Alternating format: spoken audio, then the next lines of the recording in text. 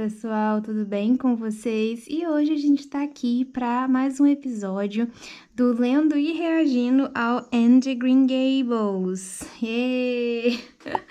Eu sei que semana passada eu não pude postar porque, né, eu tinha tirado o siso, eu ainda tava com uns pontos na boca, eu não tava conseguindo ler e falar direito em voz alta, né? Como o projeto é ler o livro em voz alta, não deu para gravar. E hoje a gente vai começar o segundo capítulo, ok? E só relembrando como que vai funcionar o projeto, né? Cada sexta-feira eu vou ler aqui com vocês um capítulo do livro. A gente tá no primeiro livro da série, né? São 13 livros, a gente ainda tá no Anne de Green Gables, começando aí a série de leitura. Estamos na página 16, o segundo capítulo chama Matthew Cuthbert é surpreendido. E a gente vai ler esse capítulo juntos agora. Já peguei aqui o meu lápis, já tô com o meu copo com água, já tô aqui com o meu marcador e os stickers, tá? Lembrem-se de toda vez que vocês forem ler, vocês pegarem tudo que vocês precisam, tá? E vou só fazer uma correção antes de começar aqui. No primeiro vídeo, eu tinha falado que eu ia postar toda sexta-feira às 7h30 da manhã. Mas eu comecei a notar que quando eu tava postando de manhã, as pessoas não estavam assistindo os vídeos, sabe? A visualização estava muito baixa. Então, eu fiz uma enquete essa semana perguntando qual o melhor horário, né, para vocês assistirem o YouTube, né? Qual o horário que vocês assistiam o YouTube com mais frequência, e 80 e poucos % das pessoas responderam que assistem após às 5 da tarde ou à noite. Então, agora eu vou fazer um teste, né? Eu vou ficar aí 30 dias postando os vídeos toda segunda, quarta e sexta às 18 horas. Então, o vídeo de lendo Anne de Green Gables vai sair toda sexta-feira às 18 horas no canal. E aí, se precisar fazer algum ajuste no horário, eu faço, mas por enquanto vai ficar assim, tá? Toda sexta-feira às 18, a gente vai ler aqui um capítulo da Anne de Green Gables, tá? Então, deixa eu pegar aqui o meu lápis pra gente começar. Então, vamos lá, pessoal. Como o intuito é ler em voz alta... Bati o lápis aqui. Como o intuito é ler em voz alta e fazer comentários, então, de vez em quando eu vou parar e vou comentar sobre o que eu tô achando da história. Para relembrar, no primeiro capítulo, eles apresentaram 3 personagens, né? Que foi a Mirilla, que é casada com o Matthew, e a vizinha fofoqueira lá, que eu até já esqueci o nome da vizinha fofoqueira, Rachel. E ela termina o capítulo, a Mirilla falando que o marido foi buscar um menino que eles adotaram. Então, assim, a gente sabe que eles estão esperando um menino, tá? Eles adotaram um menino que ia ser tipo um menino faz tudo lá da fazenda para ajudar o Matthew, porque o Matthew já é de idade, né? Tá com 60 e poucos anos e precisa de ajuda na fazenda. E em troca, eles vão adotar esse menino. E esse menino vai receber uma boa educação. Então, eles vão meio que, entre aspas, abrigar o menino, adotar o menino, dar educação, né, dar escola, pagar ali tudo, porque, para quem não se lembra, esse livro foi publicado em 1908, então é um livro que se passa numa época no qual era muito difícil ter acesso à educação, então essa criança ia receber educação, em troca ia ser meio que um faz-tudo ali na fazenda, né? Mas a gente já sabe pelo nome do livro Anne de Green Gables que eles vão ser surpreendidos. Então vamos ver agora como que foi a ida do Matthew até o trem buscar essa criança. Então vamos lá. Matthew Cuthbert e a égua alazã cavalgavam confortavelmente os quase 13 quilômetros até Rio Bright. A estrada era bonita e passava entre granjas acolhedoras e, de vez em quando, por entre trechos de abeto do Canadá ou por alguma depressão em que ameixeiras selvagens exibiam suas inflorescências diáfanas. Gente, vocês lembram do episódio passado que eu sou péssima com espécies de flores, né? Então, eu vou pesquisar aqui que tipo de flor é essa daqui, abeto do Canadá. Porque a ameixeira a gente conhece, né? Eu, pelo menos, sei o que é uma ameixa. Uma árvore de ameixa, uma ameixeira. Agora, vamos pesquisar aqui, ó. Abeto do Canadá. Aqui. Imagens. É essa árvore aqui, ó. Tá vendo? Então, ó, essa árvore aqui é um abeto do Canadá. Sabemos agora de que árvores eles estão falando aqui que tem ao lado dessa estrada. O ar estava doce com o cheiro de muitos pomares e macieiras, e os bosques desciam ao longe até o horizonte de névoas peroladas e roxas, enquanto os passarinhos cantavam como se fosse o único dia de verão em todo o ano. Matthew, a seu modo, gostava da cavalgada, exceto nos momentos em que encontrava mulheres e tinha que cumprimentá-las com um aceno, pois, na ilha do Príncipe Edward, deve-se acenar para toda e qualquer mulher que se encontre na estrada, seja ela conhecida ou não. Olha, então era um sinal de educação, né? Cumprimentar as mulheres quando passava por elas. Matthew tinha pavor de todas as mulheres, exceto Marilla e a senhora Rachel. Ele tinha a sensação incômoda de que aquelas criaturas misteriosas secretamente riam dele. Ele talvez até tivesse razão de pensar isso, pois era um personagem de aparência estranha, de corpo deselegante e um cabelo cinza como ferro que descia até seus ombros encurvados. Uma barba farta e macia que usava desde que tinha 20 anos. Na verdade, aos 20 anos, ele tinha a mesma aparência do que aos 60, só era um tanto menos encarnecido. Eu acho que tá um pouquinho... Deixa eu ver aqui, será que tá... tava tortinho aqui, ó. Agora eu percebi, arrumei. Quando ele chegou ao Rio Bright, não havia nenhum sinal do trem. Ele pensou ter chegado cedo demais, então amarrou o cavalo no pátio do pequeno hotel de Rio Bright e foi até a estação. A longa plataforma estava quase deserta. A única viva alma à vista era uma menina, sentada em um monte de brita na outra ponta. Matthew, mal reparando que se tratava de uma menina, passou de lado o mais rápido que pôde sem olhar para ela.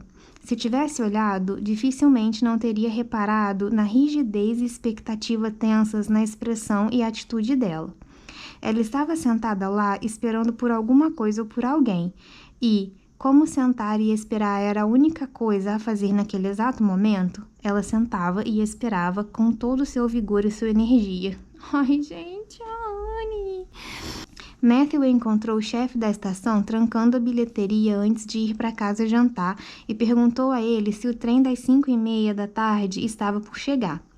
O trem das 5:30 chegou e saiu faz meia hora, respondeu o brusco oficial. Mas um dos passageiros que desceu está esperando pelo senhor. É uma menininha.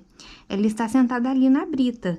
Eu perguntei se ela não gostaria de ir para a sala de espera das senhoras, mas ela me informou muito séria que preferia esperar do lado de fora. Tem mais escopo para a imaginação, foi o que ela disse. Ela é esquisita, devo dizer. Não estou esperando uma menina, disse Matthew, surpreso. Vim aqui buscar um menino, ele devia estar aqui. A senhora Alexander Spencer iria trazê-lo da Nova Escócia para mim. O chefe da estação assobiou. Então houve algum mal-entendido, retrucou ele. A senhora Spencer saiu do trem com aquela garota e deixou-a sob os meus cuidados.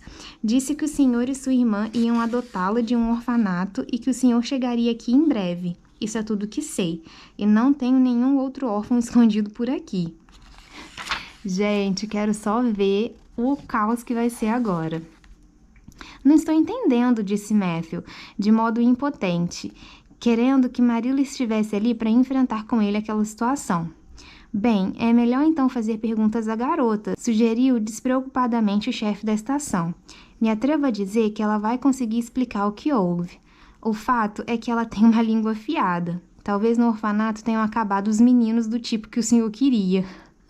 Ai, gente, é triste e engraçado. Eu tô rindo com respeito, mas é engraçado o jeito que ele tá falando. Né? Tipo, talvez no orfanato tenham acabado os meninos do tipo que o senhor queria. E ao mesmo tempo eu fico pensando como que vai ser agora esse começo pra Anne, né? Tipo, já chegar numa casa adotiva sabendo que não era ela que eles queriam. Com fome, o chefe da estação caminhou alegremente para fora dali.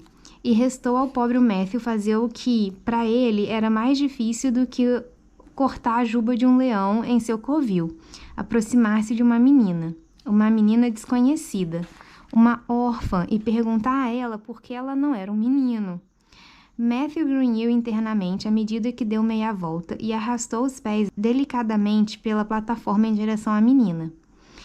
Ela o estivera observando desde que ele passara por ela, e agora mantinha os olhos grudados nele. Matthew não estava olhando para ela, e mesmo que estivesse, não teria visto como ela de fato era. Mas um observador corriqueiro teria notado isto. Uma criança de 11 anos, usando um vestido muito curto, muito apertado, muito feio, de flanela de algodão amarelo acinzentado. Ela usava um chapéu de marinheiro marrom desbotado, e sob o chapéu desciam até as suas costas 2 tranças de cabelo muito grosso e definitivamente ruivo. Seu rosto era pequeno, branco e fino e também cheio de sardas. Sua boca era grande, assim como os olhos, que pareciam verdes ou cinza, conforme a luz e o humor dela. Até aqui era isso que veria um observador corriqueiro. Um exímio observador talvez reparasse que o queixo era muito pontudo e pronunciado, que os olhos grandes estavam repletos de ânimo e vivacidade, que a boca tinha lábios doces e expressivos, que a testa era larga e ampla. Resumindo, nosso exímio e perceptivo observador talvez concluísse que não era uma alma comum que habitava o corpo daquela menina desgarrada de quem o tímido Matthew Cuthbert tinha um medo absurdo. Matthew, no entanto, foi poupado do sofrimento de iniciar uma conversa, pois assim que concluiu que ele vinha em sua direção, a menina se levantou, agarrando com uma mão magra e suja a alça de uma mala de viagem puída e antiquada, feita de tapeçaria. A outra mão ela estendia para Matthew. "Presumo que o senhor seja o Sr. Matthew Cuthbert, de Green Gables?" disse ela com uma voz particularmente clara e doce. "Fico muito contente em vê-lo. Estava começando a temer que o senhor não viria me buscar e estava imaginando todas as coisas que poderiam ter acontecido para impedi-lo de vir. Eu havia decidido que, se o senhor não viesse me buscar essa noite, eu desceria os trilhos até aquela enorme cerejeira selvagem na curva, treparia nela e passaria a noite lá.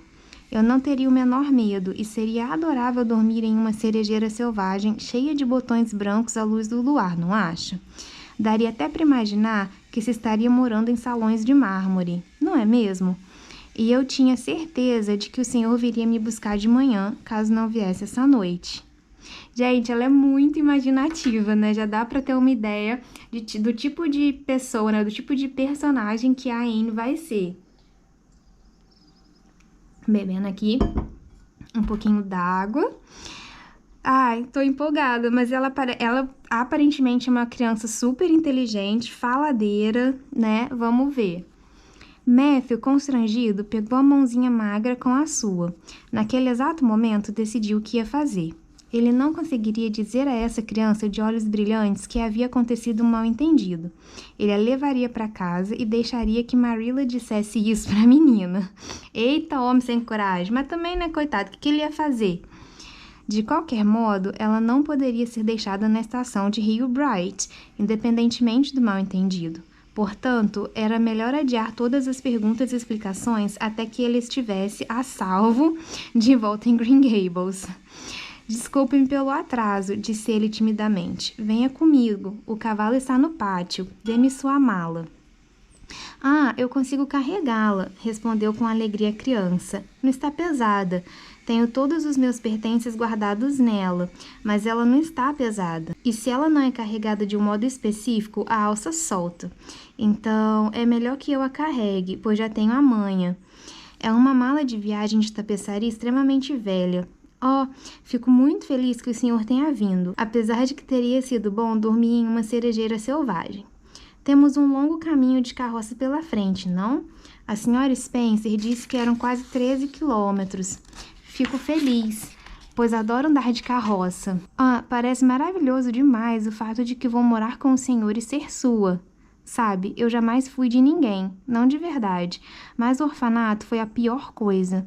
Fiquei lá somente 4 meses, mas já foi o bastante.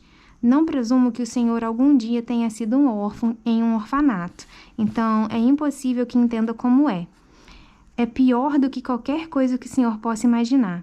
A senhora Spencer disse que era maldade minha falar desse jeito, mas minha intenção não foi ser má. É fácil demais ser mal sem se dar conta disso, não é?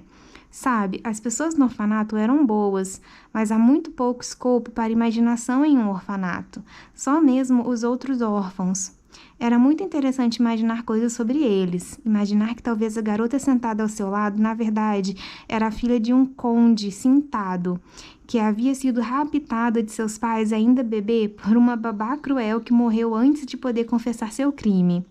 Vamos ver aqui que é esse conde cintado que está marcado aqui no final da página. Belted Earl no original.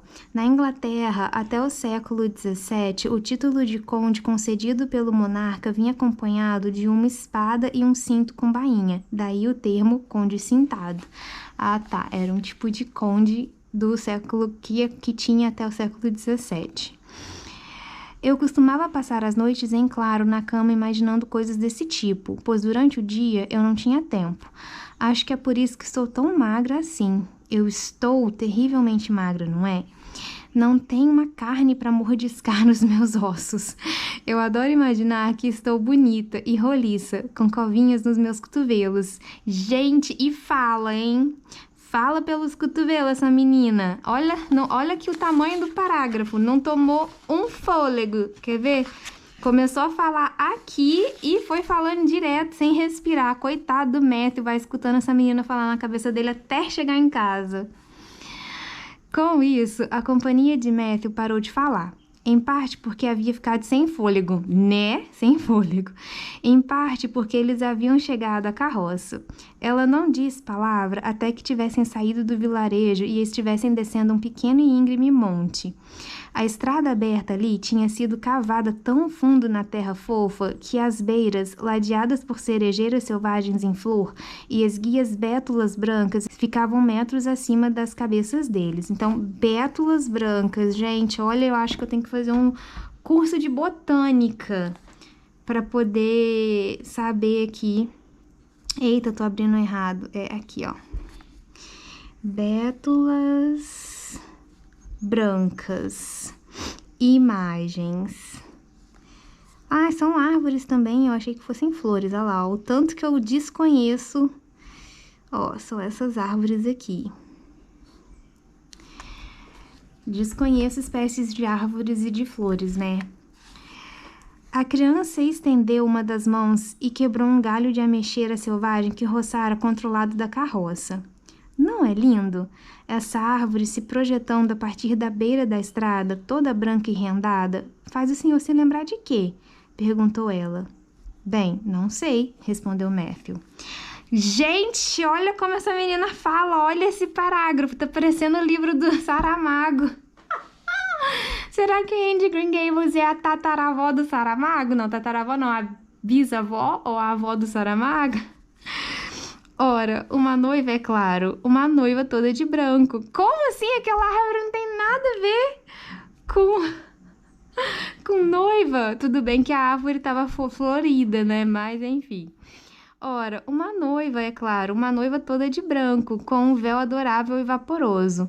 Nunca vi uma, mas consigo imaginar como seria ser a aparência dela. Ah, aqui ela tá falando da flor de cerejeira, né? A flor de cerejeira, quando ela tá florida e ela é branca, realmente, ela é muito volumosa, vai lembrar um vestido de noiva bufante.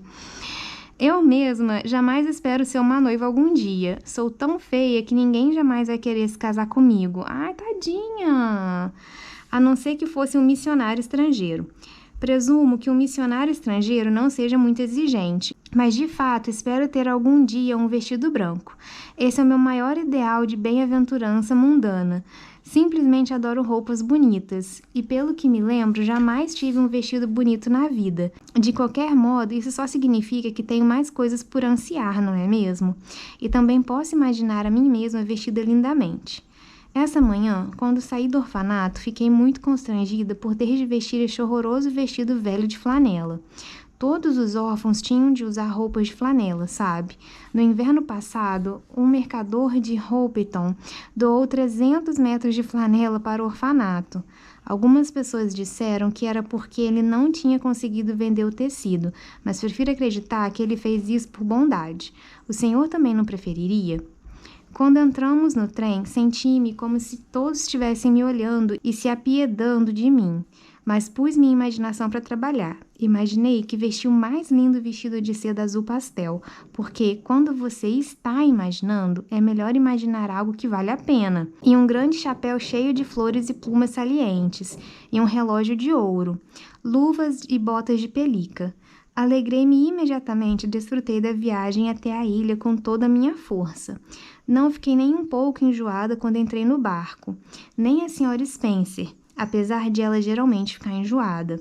Ela disse que estava sem tempo para ficar enjoada, pois tinha de ficar de olho para que eu não caísse do barco. Ela disse que jamais vira alguém andar tão furtivamente quanto eu. Mas, se isso impedia que ela se enjoasse, que bom que eu fiz isso, não é? E eu queria ver tudo o que havia para ser visto no barco, pois não sabia quando teria outra oportunidade. Ah, e há muito mais cerejeiras em flor. A ilha é um lugar mais cheio de inflorescências que há. Já estou apaixonada por esse lugar e estou muito feliz de vir morar aqui. Sempre ouvi dizer que a ilha do Príncipe Edward era o lugar mais lindo do mundo e costumava imaginar que eu morava aqui, mas nunca tive esperanças de que isso de fato aconteceria. É encantador quando as coisas que você imaginou se realizam, não é? Mas aquelas estradas vermelhas são muito curiosas.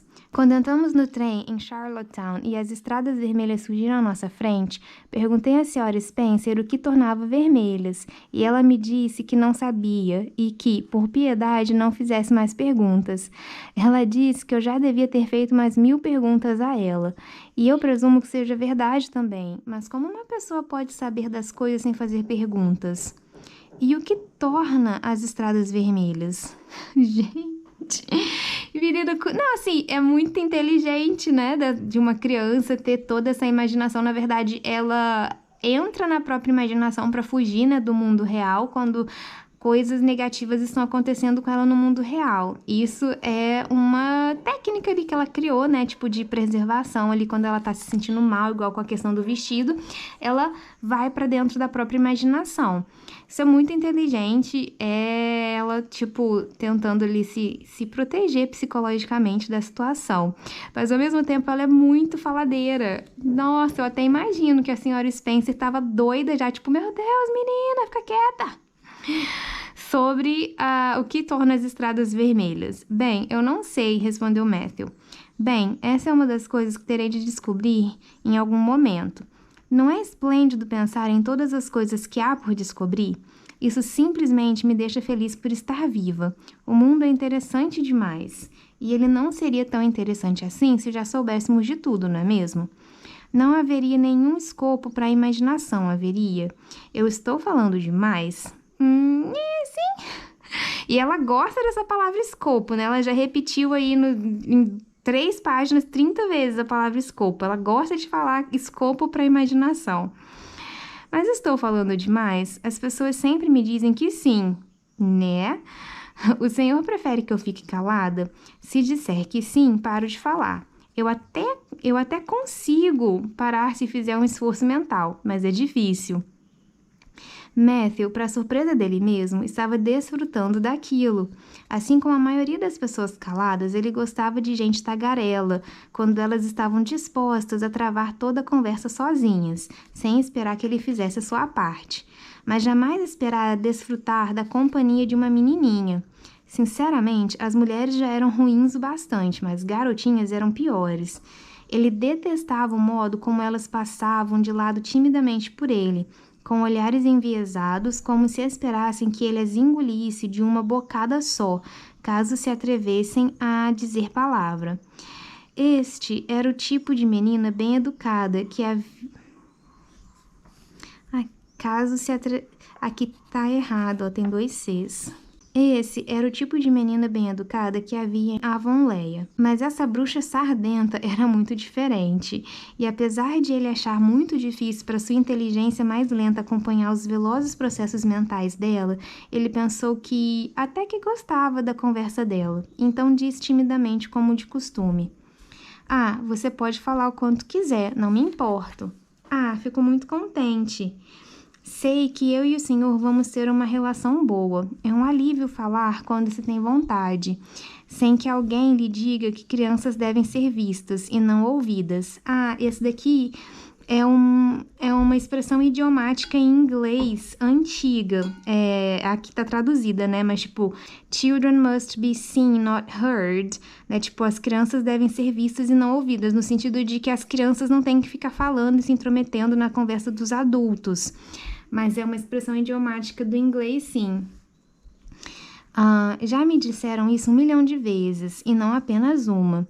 E as pessoas riem de mim porque eu uso palavras rebuscadas. Mas, quando se tem ideias rebuscadas, é preciso usar palavras rebuscadas para expressá-las, não é mesmo? Ela tem razão. E ela é uma criança muito inteligente, tem um vocabulário muito amplo para uma criança de 11 anos. Bem, parece-me razoável, retrucou Matthew. A senhora Spencer disse que minha língua não deve ter freio, mas esse não é o caso, ela está bem presa à minha boca. A senhora Spencer disse que a sua propriedade se chama Green Gables. Perguntei a ela tudo sobre o lugar. Ela disse que era rodeado de árvores. Fiquei mais contente do que nunca. Simplesmente amo árvores, e não havia uma sequer no orfanato, somente algumas poucas e mirradas arvorezinhas na parte da frente, cercadas por gaiolas pintadas com cal. Elas simplesmente pareciam órfãos também. Era isso que pareciam. Nossa, devia ser meio triste, né, o orfanato ali, tipo... O lugar parecia ser tão frio quanto o propósito, né, do orfanato. Eu costumava sentir vontade de chorar só de olhar para elas, e costumava dizer a elas: ah, pobres coisinhas, se pelo menos vocês estivessem em uma mata extensa, com outras árvores à sua volta, e musgo, e campânulas crescendo em meio às suas raízes, e um riacho próximo, e pássaros cantando sobre seus galhos, aí vocês cresceriam, não é mesmo? Mas aqui onde vocês estão, isso é impossível. Sei exatamente como se sentem arvorezinhas. Lamentei ter de deixá-las lá para trás essa manhã. Nós acabamos nos apegando às coisas desse tipo, não é mesmo? Tem algum riacho perto de Green Gables? Esqueci-me de perguntar isso à senhora Spencer. Bem, sim, tem um que passa embaixo da casa. Que requintado! Sempre foi um sonho meu morar perto de um riacho, mas jamais tive esperanças de que isso aconteceria. Os sonhos raramente se realizam, não é mesmo? Não seria bom se eles se realizassem? Mas agora mesmo eu me sinto quase que perfeitamente feliz. Não me sinto perfeitamente feliz porque... Ora, que coisa o senhor diria que é essa? Ela se interrompeu, não quis dizer porque ela não está perfeitamente feliz.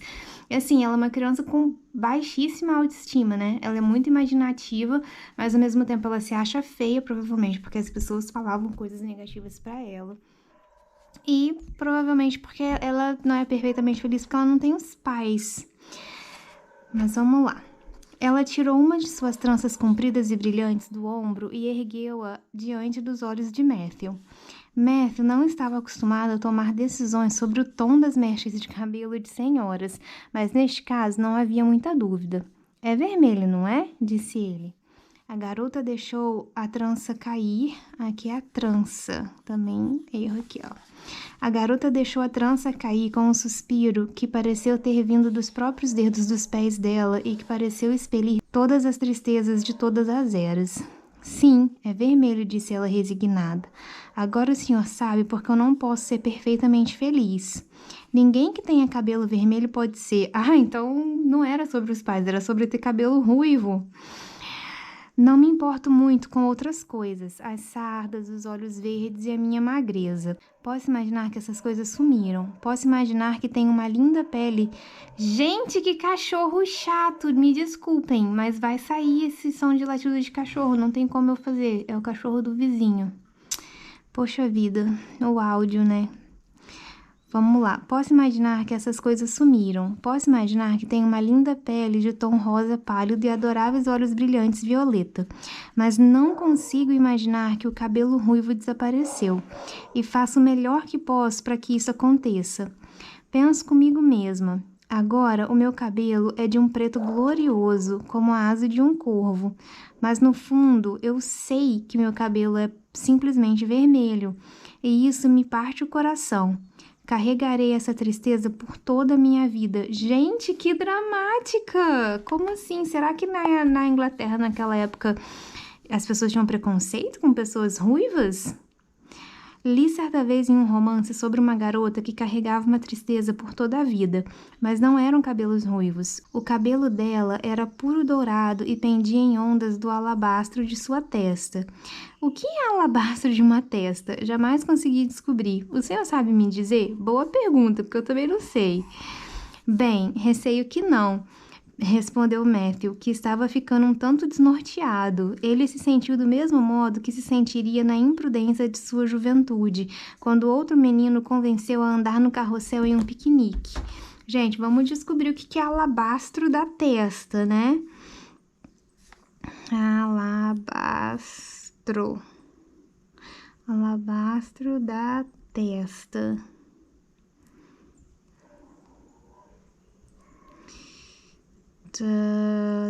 Testa, Felipe, vamos procurar só o que é alabastro. Alabastro, o que é? A variedade de cálcita não tá fazendo sentido. Alabastro é uma designação aplicada a dois minerais distintos. O que vem a ser alabastro? Um tipo de pedra branca. Alabastro da testa, o que é?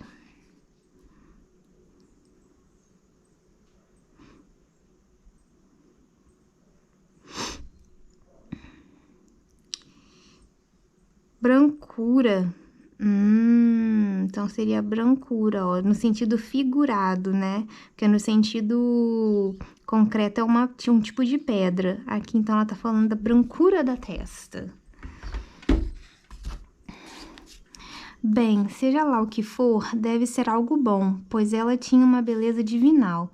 O senhor já imaginou como deve ser a sensação de ter uma beleza divinal? Bem, não, confessou Matthew com ingenuidade. Pois eu já, e com frequência. O que o senhor preferiria ser se pudesse escolher? Divinalmente lindo, deslumbrantemente inteligente ou angelicalmente bondoso? Bem, eu não sei dizer exatamente. Gente, o mestre tá ficando tonto já. Nem eu, nunca consigo decidir, mas não faz de fato diferença, pois não é provável que eu seja nenhuma das três coisas. É certo que jamais serei angelicalmente bondosa. A senhora Spencer diz: Ah, Sr. Cuthbert? Ah, Sr. Cuthbert? Ah, Sr. Cuthbert? Gente, ela devia estar cutucando ele. Isso não era o que havia dito a Sra. Spencer, e a criança não tinha caído da carroça, e Matthew tampouco fizera algo impressionante. Eles simplesmente fizeram a curva na estrada e chegaram à avenida. A avenida, como era chamada pelas pessoas de Newbridge, era um trecho da estrada de 400 ou 500 metros de comprimento, arqueado por enormes e largas macieiras que haviam sido plantadas anos antes por um excêntrico velho fazendeiro. Acima deles havia uma extensa folhagem repleta de perfumadas inflorescências. Sob os galhos mais grossos, o ar estava repleto de um crepúsculo púrpura, e à distância, um vislumbre de um céu que parecia pintado, com um sol poente brilhando feito uma enorme rosácea na extremidade do corredor de uma catedral. A beleza daquilo pareceu emudecer a menina. Ela se recostou na carroça, com as mãos magras bem firmadas diante de si, com o rosto erguido em êxtase para o esplendor branco acima dela. Ela não se mexeu ou falou nem mesmo depois que eles saíram da avenida e desceram a comprida ladeira para Newbridge. Ainda com o rosto extasiado, olhou fixamente ao longe para o sol poente ao oeste, com olhos que tinham visões de coisas esplêndidas, passando por aquele céu brilhante. Eles atravessaram Newbridge, um pequeno e movimentado vilarejo em que cães latiam para eles. Garotinhos lhe soltavam gritos e rostos curiosos espiavam das janelas, seguindo o caminho ainda em silêncio. Passados quase 5 quilômetros, a menina ainda não havia falado. Gente, ela deu um tempo, né, da falação. Era evidente que ela era capaz de ficar quieta com o mesmo afinco com que era capaz de falar. Que bom, que bom. Gente, eu fico me imaginando no lugar dos adultos em volta da Anne. Eu sei que ela é uma personagem encantadora, fofolete, inteligente, mas eu fico me imaginando se fosse uma criança real que eu tivesse que conviver, tá? Não sei se eu ia ter paciência, não. Imagino que você deva estar muito cansada e faminta. Matthew finalmente se arriscou a dizer, justificando o longo transe de silêncio da menina como os únicos motivos em que ele conseguia pensar. Mas agora falta pouco para chegarmos, só mais 1,5 quilômetros. Ela saiu de seu ensimesmamento com um profundo suspiro e olhou para ele com o olhar fantasioso de uma alma que havia estado muito longe, guiada pelas estrelas. Ah, Sr. Cuthbert, sussurrou ela. Aquele lugar por onde acabamos de passar. Aquele lugar branco. O que era aquilo? Bem, você deve estar falando da avenida, respondeu Matthew depois de alguns instantes de profunda reflexão. De fato, até que é um lugar bonito. Bonito? Ah, bonito não parece ser a palavra certa a usar. Nem lindo. Essas palavras não dão conta de descrever aquele lugar. Oh, era maravilhoso, maravilhoso. Foi a primeira coisa que já vi que não poderia ser melhorada pela imaginação. Ele me satisfaz bem aqui. Ela colocou uma das mãos sobre o peito e me deu uma dor estranha e curiosa, mas ainda assim era uma dor agradável. Já sentiu alguma dor assim, Sr. Cuthbert? Eu acho que eu imagino o que ela está querendo dizer. Quando você tem um impacto de ver alguma coisa muito bonita na natureza, é emocionante, ela meio que se emocionou. Eu senti isso quando eu fui nos Andes, quando eu fui na Cordilheira dos Andes, na Argentina. Eu senti essa sensação de que, tipo, você vê uma paisagem tão bonita que chega a doer no peito, assim, que chega a dar vontade de chorar, sabe? Bem, eu simplesmente não consigo me lembrar de já ter sentido. Eu sinto isso várias vezes, sempre que vejo algo regiamente lindo. Mas eles não deviam chamar aquele lugar adorável de avenida. O nome como esse não carrega nenhum significado. Eles deveriam chamar de... Deixe-me ver. A Trilha Branca das Delícias. Não é um nome simpático e criativo? Quando não gosto do nome de um lugar ou de uma pessoa, sempre imagino um novo nome e sempre penso nessas pessoas e lugares com esse nome novo. Havia uma garota no orfanato cujo nome era Hepzibah Jenskin, mas eu sempre a imaginei como Rosália de Vere. As outras pessoas podem até chamar aquele lugar de avenida, mas sempre chamarei de Trilha Branca das Delícias. Falta mesmo só 1,5 quilômetros para chegarmos em casa? Fico contente e lamento ao mesmo tempo. Lamento porque essa viagem está sendo muito agradável, e sempre lamento quando coisas agradáveis terminam. Pode até ser que em seguida venha algo mais agradável ainda, mas não dá para ter certeza. E, com muita frequência, o que acontece em seguida não é mais agradável. Pelo menos é assim que as coisas geralmente acontecem para mim. Mas fico contente de pensar em chegar em casa. Sabe, não consigo me lembrar de jamais ter tido uma casa de verdade. Torno a sentir aquela dor agradável só de pensar em estar indo para uma casa realmente de verdade. Ah, não é lindo?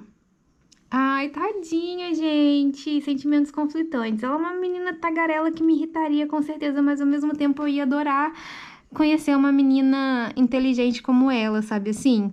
E ela é super positiva. Por mais que aparentemente ela tenha sofrido bastante na vida, parece que ela tem um olhar meio Sofia sobre as coisas, meio tipo assim, sempre tentar imaginar algo melhor, sempre tentar curtir os momentos que ela acha agradável para fazer durar mais. Tô gostando muito de entender a mentalidade da Anne, mas ao mesmo tempo, ela é muito tagarela. Eles haviam passado pelo topo de um monte. Abaixo deles havia um lago que quase parecia um rio, de tão comprido e sinuoso que era. Uma ponte ia do meio do lago até a sua extremidade mais baixa, onde uma cadeia de cômoros cor de âmbar bloqueava a ligação entre o lago e o golfo azul marinho além dele. E a água era uma glória de variados tons multicor.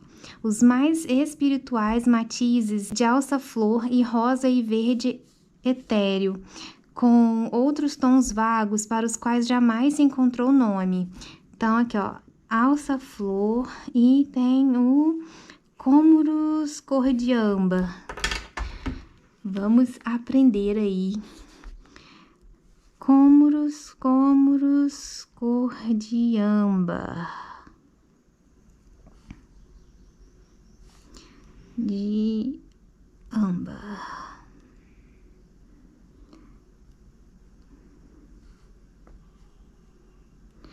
Ué, são pedrinhas? Uma cadeia de cômoros. Deixa eu ver aqui.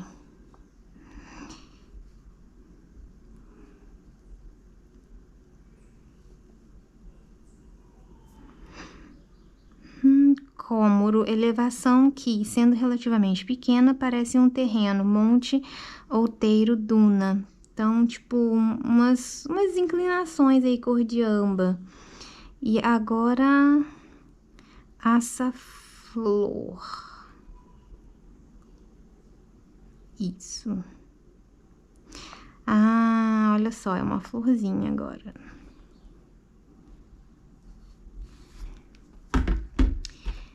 Então, acima da ponte, o lago subia em direção a arvoredos marginais de abeto e bordô e se estendia em sua escuridão translúcida sob as sombras oscilantes das árvores. Aqui e ali, uma ameixeira selvagem se curvava a partir da margem, como uma garotinha toda vestida de branco que anda na ponta dos pés para ver seu reflexo na água. Do pântano, em uma das pontas do lago, vinha o claro e tristemente doce coral dos sapos. Uma casinha cinza assomava em volta de um pomar de macieiras com flores brancas em uma inclinação diante deles, e apesar de ainda não estar exatamente escuro, uma luz brilhava de uma das suas janelas. Esse é o Lago dos Berries, disse Matthew.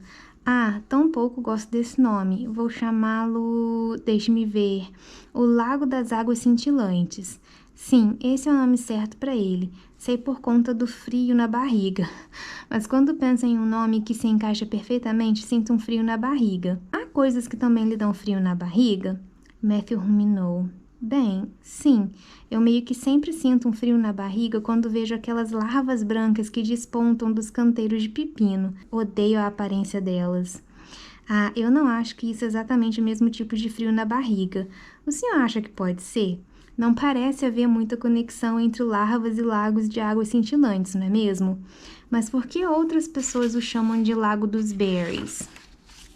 Imagino que seja porque o Sr. Barry mora ali em cima, naquela casa. Orchard Slope é o nome da propriedade dele. Se não fosse por aquele arbusto enorme atrás dela, você poderia ver Green Gables daqui. Mas temos de passar pela ponte e dar a volta na estrada. Então estamos a quase 800 metros de lá. O Sr. Barry tem alguma filha pequena? Bem, não tão pequena assim, mais ou menos do meu tamanho. Ele tem uma de cerca de 11 anos. O nome dela é Diana. Ah, disse ela, inspirando longamente. Que nome perfeitamente adorável. Bem, quanto a isso eu não sei. Tem algo de terrivelmente pagão em relação a esse nome. Pelo menos é o que me parece.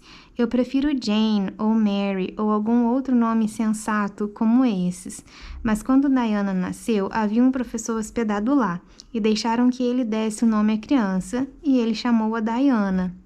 Eu queria que houvesse um professor assim por perto quando nasci, então. Ah, eis que chegamos à ponte. Vou fechar bem os meus olhos. Sempre tenho medo de passar sobre pontes. Não consigo deixar de imaginar que, talvez, quando estejamos bem no meio dela, ela vai se dobrar como uma navalha e nos partir ao meio. Então, fecho os olhos. No entanto, sempre tenho que abri-los quando acho que estamos chegando perto do meio. Pois sabe, se a ponte de fato cair, quero vê-la cair. Ai, que ranger alegre ela faz. Sempre gosto da parte em que a ponte range. Não é esplêndido que haja tantas coisas para se gostar nesse mundo? Pronto, passamos da ponte. Agora vou olhar para trás. Boa noite, Lago das Águas Cintilantes. Sempre desejo boa noite às coisas que amo, do mesmo modo como eu faria caso se tratasse de uma pessoa. Acho que elas gostam disso. Aquela água parecia estar sorrindo para mim. E ela é fofa. Tem horas que ela é muito fofa e tem horas que ela é só faladeira. Depois que eles haviam subido o morro mais longe e feito uma curva, Matthew disse: Estamos bem perto de casa agora. Lá está Green Gables, depois de... Ah, não me diga onde fica, interrompeu ela, sem fôlego, pegando o braço semi-erguido dele e fechando bem os olhos para não ver para onde ele apontava. Deixe-me adivinhar, tenho certeza de que vou acertar. Ela abriu os olhos e olhou à sua volta. Estavam no topo de um morro. O sol se pusera havia pouco, mas a paisagem ainda estava clara com a luz suave do crepúsculo. A oeste, o escuro pináculo de uma igreja despontava contra um céu cor de calêndula. Abaixo havia um pequeno vale, e além dele, uma colina alta que se elevava aos poucos, com acolhedoras granjas espalhadas ao longo dela. Os olhos da menina dispararam de uma granja a outra, impacientes e desejosos. Por fim, eles se dirigiram para uma granja ao longe e à esquerda, bem distante da estrada, de um branco tênue por causa das árvores em flor em meio à luz do crepúsculo, na mata que os rodeava. Acima dela, no céu imaculado do sudoeste, uma enorme estrela de um branco cristalino brilhava, como um lampião que guiava e trazia bons agouros. É aquela dali, não é? Falou ela apontando. Matthew bateu as rédeas com gosto contra as costas da égua alazã. Bem, você adivinhou, mas presumo que a senhora Spencer a tenha descrito para você, então deve ter sido fácil de adivinhar. Não, ela não descreveu mesmo. Tudo que ela me disse poderia ser aplicado a qualquer uma dessas outras propriedades. Eu não fazia a mínima ideia de como seria ela, mas assim que a vi, senti que era minha casa. Ah, parece que devo estar sonhando. Sabe, meu braço deve estar repleto de hematomas do cotovelo para cima, pois me belisquei muitas vezes hoje. De quando em quando, uma sensação terrível de enjoo tomava conta de mim, e eu ficava com muito medo de que tudo não passasse de um sonho. Então, eu me beliscava para me certificar de que era verdade, até que de repente me lembrei de que, mesmo presumindo se tratar apenas de um sonho, era melhor continuar sonhando tanto quanto pudesse. Então, parei de me beliscar. Mas é real e estamos quase em casa. Com um suspiro de arrebatamento, ela voltou a ficar calada. Matthew ficou se remexendo incômodo. Estava feliz porque seria Marilla e não ele quem teria de contar a esta enjeitada pelo mundo que a casa pela qual ela ansiava não seria dela afinal de contas. Eles passaram pelo Vale Lind, onde já estava muito escuro, mas não tão escuro a ponto de a senhora Rachel não poder vê-los de seu ponto de observação da janela, e subiram o morro em direção à comprida trilha que levava a Green Gables. Quando chegaram à casa, Matthew encolhia o corpo por conta da iminente revelação com uma energia que ele mesmo não entendia. Ele não estava pensando sobre os problemas que esse mal-entendido poderia causar para Marilla, ou para ele. Pensava na decepção da menina. Ele já começou a se afeiçoar a ela, ele já tá gostando da Anne, e sei lá, isso me deixa um pouco feliz, porque de acordo com o primeiro capítulo, eu fiquei meio assim, será que eles vão tratar a Anne mal? E vai ser uma história, triste, de, péssimos pais adotivos, mas parece que o Matthew já tá gostando da Anne, já tá triste, porque ele acha que a Marilla vai, expulsar ela, né? Quando ele pensou naquele brilho extasiado se esvaindo dos olhos dela, sentiu uma sensação incômoda, como se ele fosse ajudar alguém a abater uma coisa, uma sensação muito parecida com a que sentia quando tinha de abater um cordeiro ou bezerro, ou qualquer outra criatura inocente. Porque eu acho que é isso, né? A Anne, ela é muito inocente, ela é muito imaginativa, ela é muito doce, ela tá sempre dentro da própria cabeça, ela é muito inteligente, ela é tagarela, mas ela é tagarela numa inocência muito grande. Eu acho que é isso que vai estar fazendo ele se afeiçoar a ela. O quintal estava muito escuro à medida que eles fizeram a curva e entraram nele, e as folhas dos álamos farfalhavam suavemente por todo o quintal. Escute só as árvores falando enquanto dormem, sussurrou ela à medida que Matthew tirava a carroça. Que lindos sonhos elas devem ter. Depois, segurando com força a bolsa de viagem de tapeçaria que continha todos os pertences dela, ela seguiu Matthew, casa dentro. Ai, gente, eu espero que ela não tenha o coração quebradinho, porque, do mesmo jeito que o Matthew teve essa sensação de que ela era muito tagarela e às vezes ficava tonto de tanto a Anne falar, eu também tive essa sensação de nossa, ela fala muito. Mas, ao mesmo tempo que ela tem essa questão de ser tagarela e falar demais, deixar você tonto de tanto falar, ela tem essa coisa doce, inocente, imaginativa, inteligente, então você acaba se afeiçoando a ela. Eu não quero que a Marilla fique com raiva dela ou expulse ela logo de cara. Mas como ela é tagarela, eu acho que ela vai dar um jeito de falar um monte com a Marilla e a Marilla vai começar a gostar dela só de ouvir ela falar. Mas vamos ver. E é isso aí, pessoal. Acabamos aqui o segundo capítulo, terminamos aqui a página 30 e semana que vem, sexta-feira, vamos estar no terceiro capítulo. Vou escrever aqui, ó. Capítulo 3. Então é isso aí. Espero que vocês tenham acompanhado aí esse capítulo comigo, gostado. Escreva aqui embaixo nos comentários o que você está achando da história até então, né? Como que foi aí acompanhar comigo, ler comigo esse segundo capítulo e o que você espera que seja a reação da Marilla, né, nesse terceiro capítulo. Escreve aqui nos comentários. E aí, se você gostou desse vídeo, clique em gostei, que isso me ajuda bastante. Se inscreve no canal, aperta o sininho para você ser notificado todas as vezes que eu postar algum vídeo novo. E a gente vai continuar se falando nos próximos vídeos. Tchau!